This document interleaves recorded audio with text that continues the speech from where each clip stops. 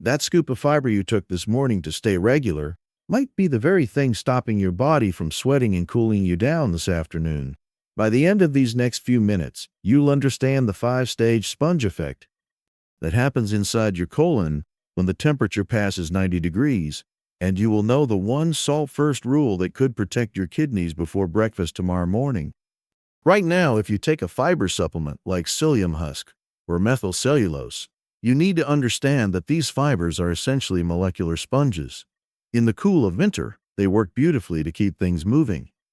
But in a July heat wave, if you do not take your electrolytes and salt at least 30 minutes before that fiber, the fiber will actually lock that salt inside your gut, preventing it from entering your bloodstream. Without that salt in your blood, your body cannot hold on to water, and you will find yourself running to the bathroom while your heart and brain are literally gasping for fluid. But the part that surprises families most is how this process changes the color of a specific physical sign, and it is not the one you are thinking of. I will come back to that in just a moment. This is a hidden crisis in senior health that almost nobody is talking about. We are told constantly to eat more fiber and to stay hydrated, but we are rarely told that these two healthy habits can actually fight each other when the sun is relentless. When the gut hydration walk happens, your body enters a state of internal drought, even if you feel like you are drinking gallon after gallon of water. I want you to think about a man named Arthur. Arthur is 72, he is active, and he is very careful about his health. He takes his daily fiber supplement every morning like clockwork because he knows how important it is for his heart and his digestion. One Tuesday last week, when a heat dome settled over his town, Arthur did exactly what the news told him to do. He drank glass after glass of water. Yet, by 3 in the afternoon, Arthur felt a strange, heavy fatigue in his legs, and his wife noticed he was starting to repeat the same question about dinner. Arthur wasn't sick, and he wasn't getting old. Arthur was a victim of the sponge effect. This video is for educational purposes only and is not a substitute for professional medical advice. Please speak with your doctor about your personal health. To understand what happened to Arthur, we have to look at the simple science of how a senior body moves water. You see, water does not just fall into your cells. It is pulled there by minerals, mostly sodium and potassium. Think of these minerals as the magnetic force that keeps water in your blood vessels so it can reach your brain and your skin. Now, you may be wondering whether this is simply a matter of drinking more. Hold that question. The answer is not what most people expect, because as we are about to see in our countdown of the 5 stages of the gut hydration lock, sometimes the more water you drink, the worse the problem becomes. We are going to count down these stages from 5 to 1, and the number 1 stage is the most dangerous because it happens while you are sleeping. Stage number 5, the Great Mineral Kidnapping. When you stir a teaspoon of fiber into a glass of water, you see it thicken into a gel almost instantly. Inside your small intestine, that gel is even more powerful. It doesn't just grab water, it grabs the electrolytes you just ate for breakfast. In a normal climate, this is fine, but in extreme heat, your body needs those electrolytes to be absorbed immediately into the blood to help you sweat. The fiber kidnaps them, holding them hostage in the digestive tract. This is the first moment the lock turns. Arthur felt this as a slight dryness in his mouth, but he ignored it because he had just finished a large glass of water. He assumed he was fine.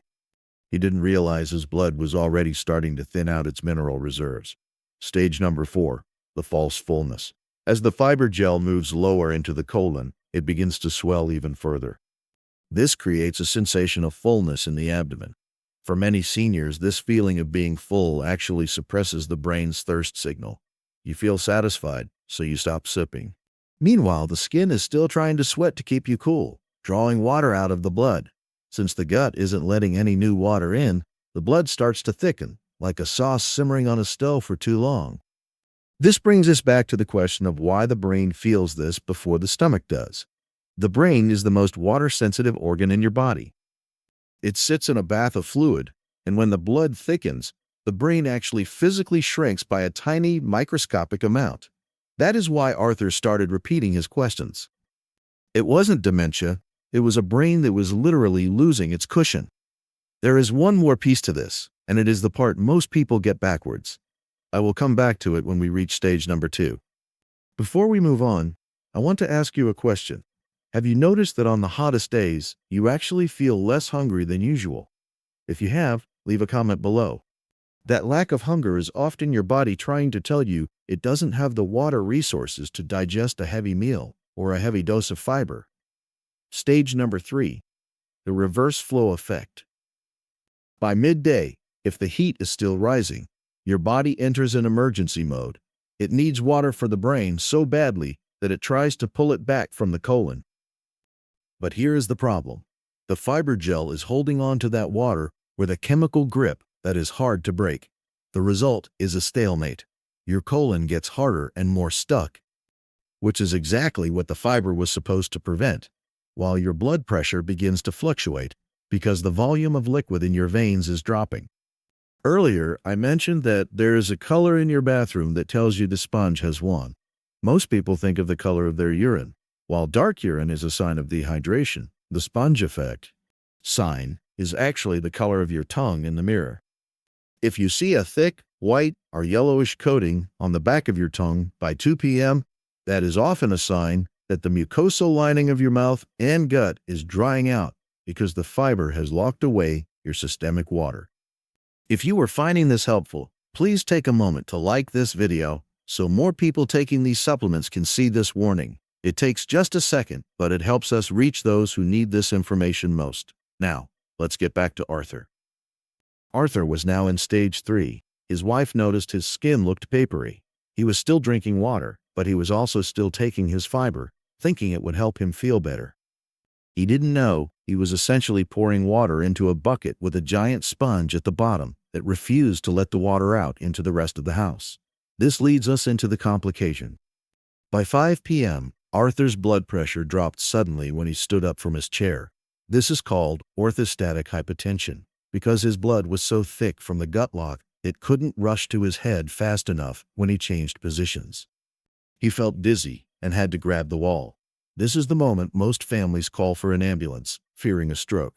Stage number 2, the electrolyte flush. This is the part most people get backwards. They think that if they are dehydrated, they should avoid salt. In reality, in a heat wave, your gut needs priming.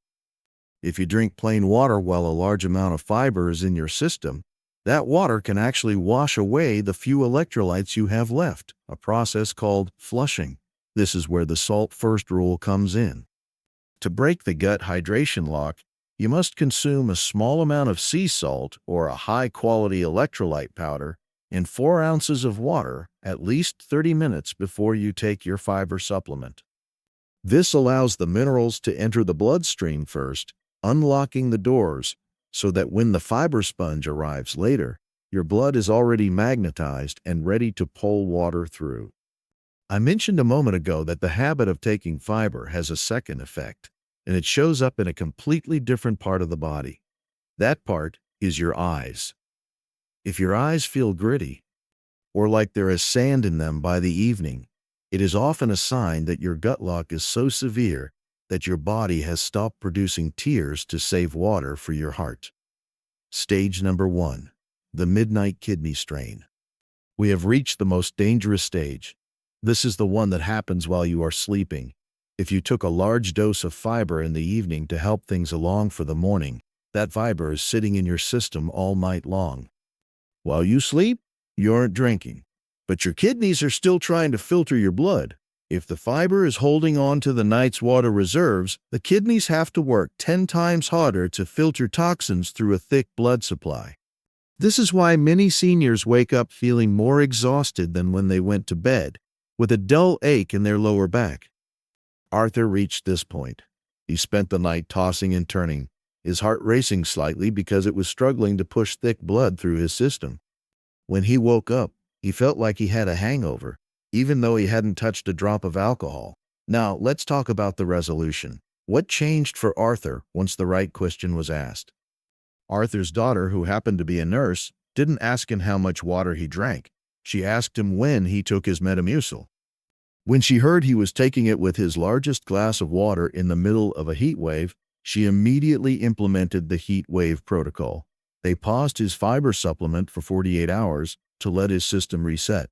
They moved him to a salt-first routine, giving him a pinch of gray sea salt under the tongue before every meal.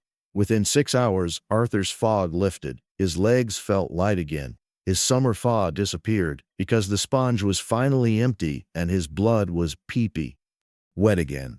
So, what are the practical steps you can discuss with your doctor? First, ask about seasonal fiber adjustment. In the hottest months, some doctors recommend switching from supplemental fiber to high-moisture fiber, things like cucumbers, berries, and zucchini, which carry their own water into the gut. Second, if you must stay on your supplement, discuss the 2-hour buffer. Try to ensure there is at least a 2-hour gap between your fiber dose and the hottest part of the day, usually between 2 p.m. and 4 p.m. Third, monitor your blink weight.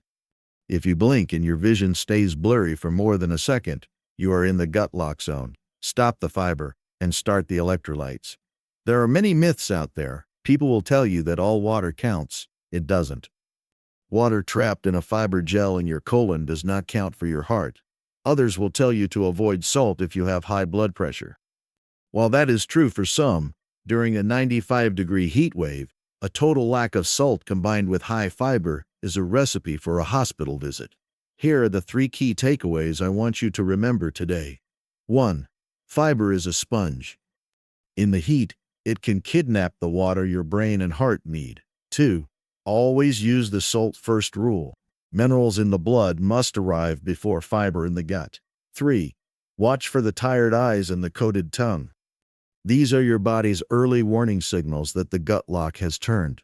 It can be frightening when our bodies don't behave the way we expect, especially when we are trying so hard to do the right thing.